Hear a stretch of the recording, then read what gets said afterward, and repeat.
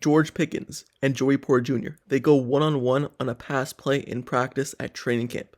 George Pickens, he pushes down Joey Porter Jr. and breaks his chain. That's the end of the story. So, by now, most of us have probably seen that play from yesterday's practice at training camp of day 2 of George Pickens running over Joey Porter Jr. on a pass play. He pushes him down and then catches the ball from Kenny Pickett on a route. Who knows if it's a legal play because it happened more than 5 yards down the field. They first made contact at 5 yards, but then it led to 10 yards down the field. So, who knows if it's a legal play?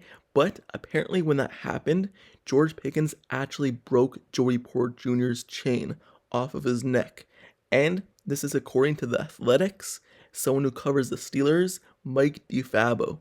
He said that George Pickens, when he ran over Joey Porter Jr. during a route, he broke his chain, and he's not sure which part hurts more, being pushed down by the wide receiver or his chain being broken.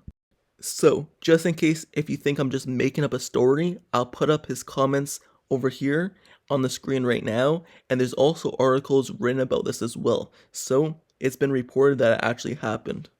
So, that wasn't it.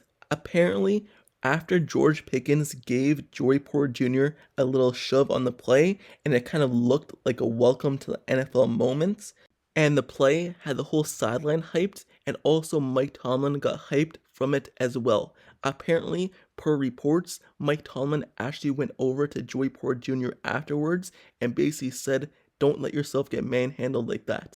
This is obviously from a fan trying to hear it from the sidelines, so that might not be exactly what he said, but that was kind of like a paraphrase of what he said to him. So, you would think it would end there, but it didn't end there. Apparently, according to Mike DeFabo, once again from The Athletic, someone who covers the Steelers, JPJ was chirping at Pickens at the end of practice, saying, "I got something for you." So, we have to stay tuned for this matchup between the two young guys over the course of camp.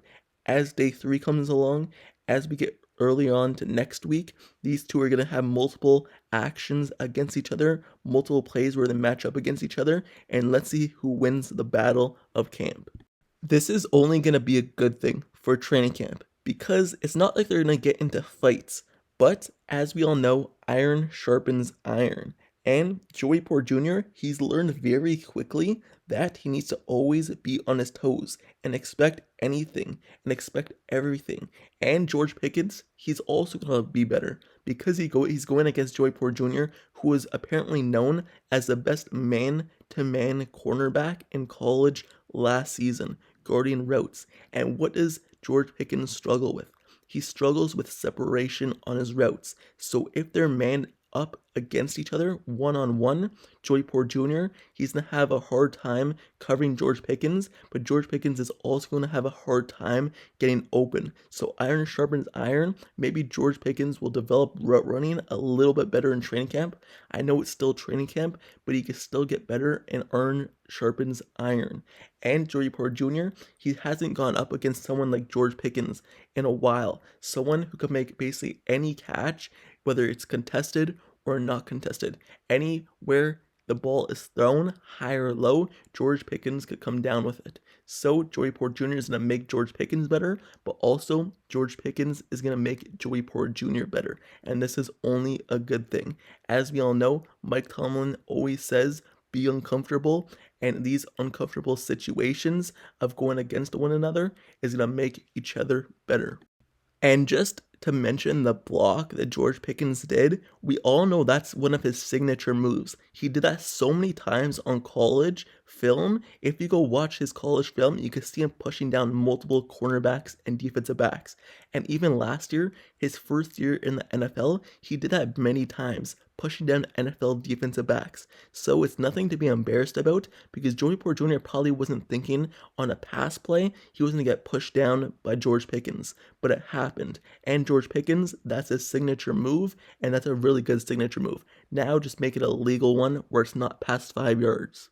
So let's move on to the second topic of the video. That's in the title. You probably see Calvin Austin, he dominates and has a big day of day 2 in practice. And if you didn't hear, Day 1 was not his day. He was named one of the losers of the first day of practice because he dropped multiple balls by the quarterback. 3+ balls where he should have had it, and kind of easy ones. So he kind of was a little bit rusty, and you kind of have to break the rust because he hasn't played in a while. If you look at Calvin Austin, he missed his whole first season. So he's just getting back into training and getting back into live action football after having a foot injury and being out for a long time. He has to break off that rust. So that first day, he was really rusty, and he was named one of the losers of the first day of practice. But the second day, he apparently broke off all the rust, and he dominated and had a big day and was one of the winners of the second day of practice,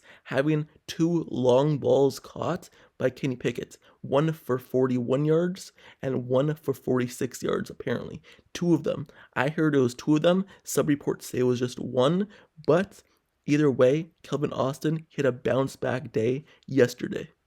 Speaking of Calvin Austin, we learned multiple things about him from yesterday's practice, because yesterday was like the first time they did like some special teams return lines, and he was a part of it. The return lines included Gunnar Olszewski, Deontay Johnson, who only took a couple but wasn't active for like most of the others, and Alfonso Graham, Calvin Austin, Jordan Byrd, and Jamarcus Bradley, which joined late. So we know that Calvin Austin is now getting some reps at least for kickoff and punt returns alongside the guy who was kind of the main person in Gunnar Olszewski last season. In my opinion, if Gunnar Olszewski makes the roster, he's probably going to do it. But if he doesn't make the roster, because he's not really a good wide receiver and hasn't really showed anything at wide receiver for the Steelers last season, so I don't think he's really going to make the roster just for special teams. So if he doesn't make the roster, Calvin Austin will more than likely be the return guy for the Steelers. So he's getting reps there, and that's something we learned from him from last practice. Also, another thing we learned from Calvin Austin from last practice, he lined up at the multiple wide receiver spots. He lined up mostly in the slot on the left side, but he also lined up on the outside quite a bit.